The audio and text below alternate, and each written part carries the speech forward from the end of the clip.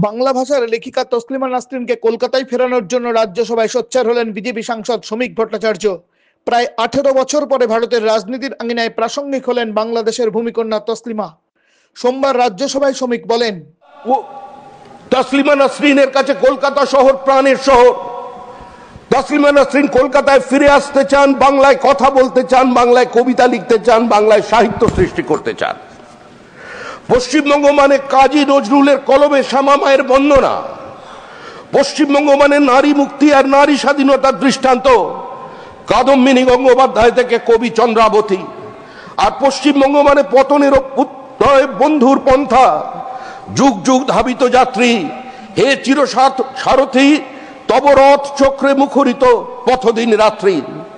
বাংলার ছদ্ম প্রগতিশীলতার আড়ালে চূড়ান্ত তোষণ নীতি ও মৌলবাদের কাছে লজ্জাজনক আত্মসমর্পণের দিন শেষ হোক, তসলিমার প্রত্যাবর্তন হোক। বিজেপি সাংসদ যে উপন্যাসের কথা তার ভাষণে উল্লেখ করেছেন, সেই লজ্জা উপন্যাসটি লেখা হয়েছিল 1992 সালে ভারতের বাবরি মসজিদ ধ্বংসের প্রেক্ষাপটে। বাবরি মসজিদ ধ্বংসের জেরে বাংলাদেশে সংখ্যালঘু হিন্দুদের উপর সংখ্যাগুরু মুসলমানদের অত্যাচারের কাহিনী পাতায় পাতায় তুলে ধরেছিলেন তসলিমা। বই আকারে যা প্রকাশিত হয় 1993 সালে। বই প্রকাশের পরেই প্রায় 50,000 কপি বইটি বিক্রি হয়েছিল।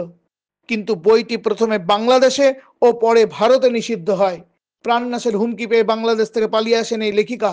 টানা কয়েক দশক ইউরোপ আমেরিকায় কাটিয়ে ভারতে ফিরেছিলেন তসলিমা। এ রাজ্যেও বেশ কয়েক বছর কাটিয়েছিলেন তিনি। তারপর কলকাতা থেকেও তাকে নির্বাসিত হতে হয়।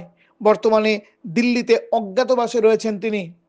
তাকে কলকাতায় ফেরানোর আর্জি শুনে সমাজ মাধ্যমে তসলিমা লিখেছেন, রাজ্যসভার সাংসদ কমিউনিস্ট পার্টির গুরুদাস দাশগুপ্ত 2007 সালে আমাকে নিয়ে প্রথম কথা বলেছিলেন ভারতের সংসদে। আমি তখন সবে পশ্চিমবঙ্গের বামফ্রন্ট সরকার দ্বারা পশ্চিমবঙ্গ থেকে বিতাড়িত। বাংলার টানে প্রাণের টানে যে শহরে বসবাস শুরু করেছিলাম, সেই শহর থেকে কখনো যে বিতাড়িত হতে হবে কল্পনাও করিনি। শ্রদ্ধেয় গুরুদাস দাশগুপ্ত প্রতিবাদ করেছিলেন।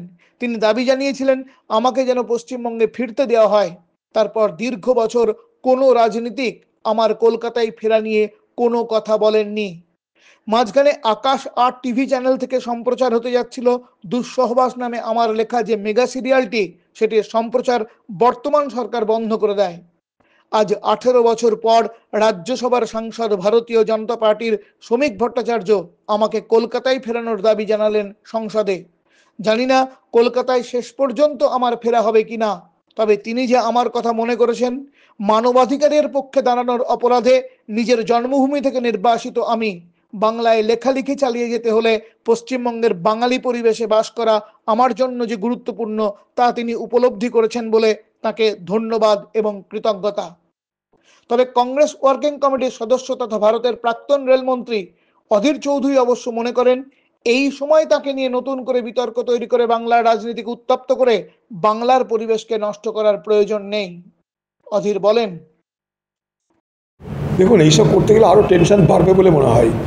তসলিমা নাসরিন একটা কবি লেখিকা ঠিকই আছে, কিন্তু তাকে নিয়ে নতুন করে কন্ট্রোভার্সি তৈরি করে এই বাংলার রাজনীতিকে উত্তপ্ত করার মধ্য দিয়ে বাংলার পরিবেশটাকে নষ্ট করাটা ঠিক না বলে আমি মনে করি। আমি লেখিকা হিসাবে তার পারদর্শী দেশ বাংলা করার প্রশ্ন নেই। প্রত্যেকের স্বাধীনতা আছে, বলার অধিকার আছে, সেসব ঠিক আছে। কিন্তু যে তসলিমা নাসরিনকে সামনে রেখে সমাজের মধ্যে দ্বন্দ্ব তৈরি হয়, আমার বক্তব্য সেখান থেকে সে রাজ্য হোক কেন্দ্র হোক তাদের উপেক্ষা করা উচিত।